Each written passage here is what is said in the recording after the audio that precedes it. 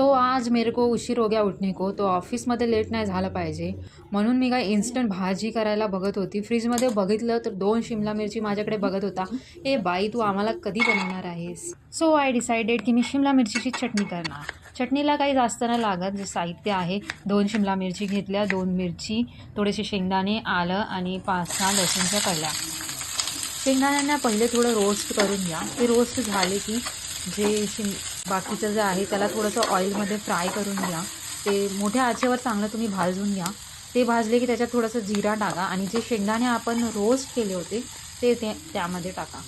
आणि मग माझ्या चॅनलला सबस्क्राईब करा, लाईक करा आणि शेअर करा. आता हे जे फ्राय केलेलं आहे ते थंड झालं असेल तर याला मिक्सरमध्ये पिसून घ्या. छान आपली चटणी तयार आहे. याच्यात पाणी नको टाका आणि थोडंसं मीठ टाका ॲज पर युअर स्वाद अनुसार आणि याला जीरा, राई आणि कढीपत्ताचा तडका द्या. हो गया अपना शिमला मिरची की चटणी रेडी. आणि हे उन्हाळ्यात असं खाणं बरं वाटते कारण की उन्हाळ्यात मसाल्याचं खाण्याची काय फारशी इच्छा होत नाही. प्लस हेल्दी पण आहे. आणि जाता जाता सबस्क्राईब करा.